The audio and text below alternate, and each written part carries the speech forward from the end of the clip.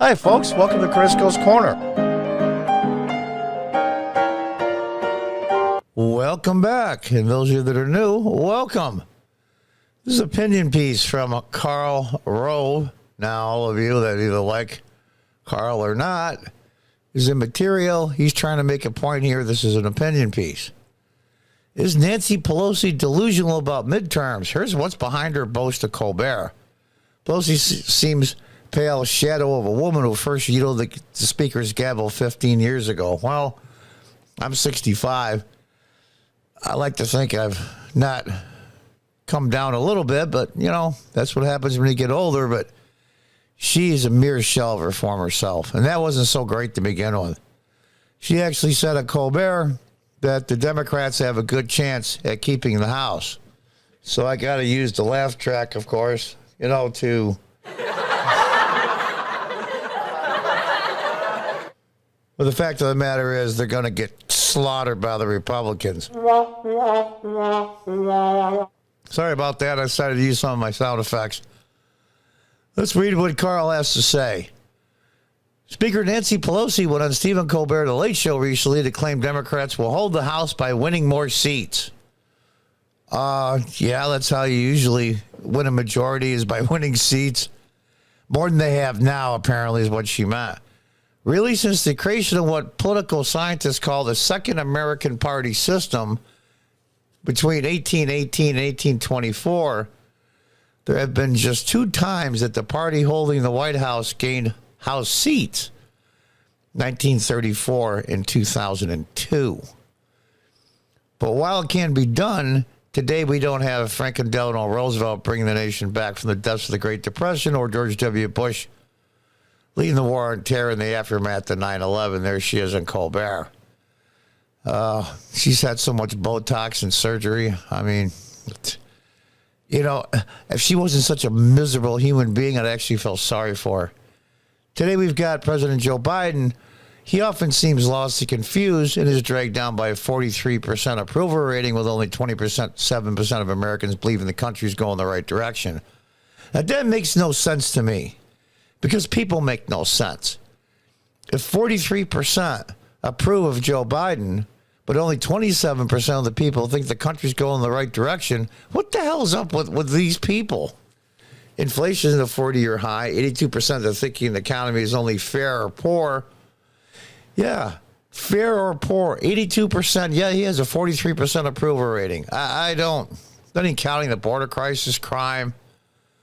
So what's up with Nancy Pelosi? Is she delusional or just something else at play here? And there is. And I agree with Karl on this one. I don't always, but this one I do. Though at age 82, she's lost a few steps, Pelosi can't be so out of it as to think there will only 5 seats between them and a minority status. Democrats will actually hold the House in November. The best she said and what she did to keep the bottom from falling out. She doesn't want Democrat donors to stop giving, and that's the thing right there. It's about money.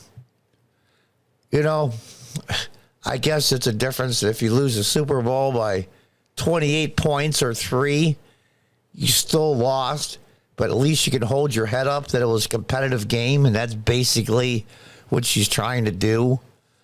She doesn't want Democrats candidates to slack off. She doesn't want Democratic activists to hang up their clipboards and canvassing shoes. She doesn't want Democrat voters to fail to turn out, and that's the reality of it. They're going to use that extra money from the donors to push advertisements. I mean, I've already seen a ton of advertisements about, I live in upstate New York, about the local congressional race, and I'm already sick to death of them already. She wanted to project confidence on Colbert because she knew her audience, those in the studio, cheered her ridiculous claim. And he joined in the partisan applause and didn't challenge his guest. He's not an interviewer, he's an entertainer. They used to be interviewers and entertainers both. Her hope was to keep money flowing, get out the vote efforts chugging, and candidates charging until the end. So we're going to say, look how close we were. We were right all along. It's the evil Republicans. Blah, blah, blah, blah, blah, blah, blah. If that happens, then maybe, just maybe, a few more Democrats might win, who otherwise lose, in the Republican House majority would be a smidge smaller than it would have been otherwise. Minimizing her party's political casualties would allow liberal pundits and partisan cheerleaders like Gilbert to say, well, it could have been worse. That's how it will play out. But for this observer, it is a sad moment. She seems a pale shadow of the Nancy Pelosi of 15 years ago when she became the first woman to yield the speaker's gavel. And also, a little fun fact, she'll also be the only Speaker of the House to lose the majority twice. After November, she's likely to go swiftly, resigning from Congress to allow her party to attempt a reset with new leadership. Whether announced as such or not, her Colbert appearance was a late-night talk show swan song. In retrospect, hindsight being 2020, of course, when the Democrats have pushed Trump so hard, remember the mean tweets? At least we don't have those anymore, right?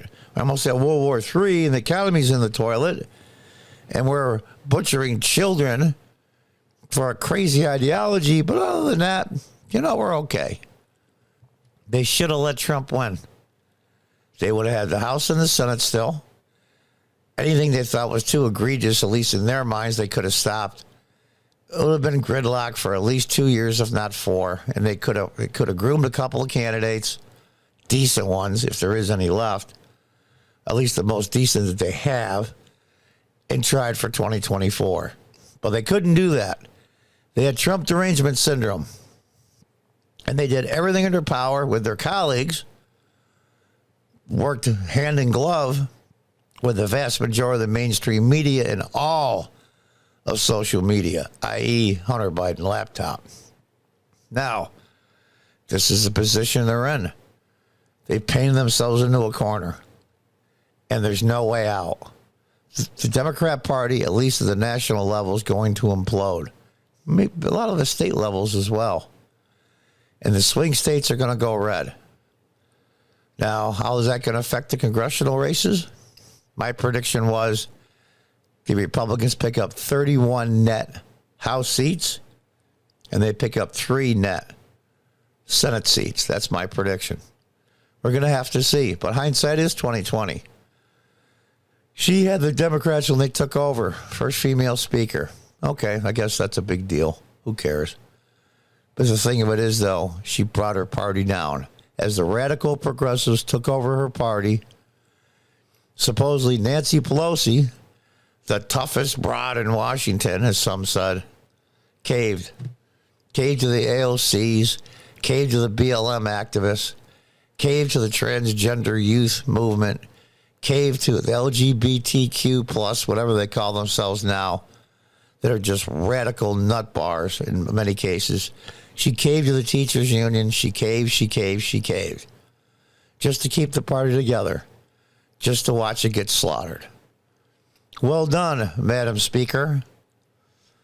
You're going to go down as history as the only person to ever lose the majority twice. That will be your claim to fame on the next Trivial Pursuit game. Until the next time, goodbye and good luck.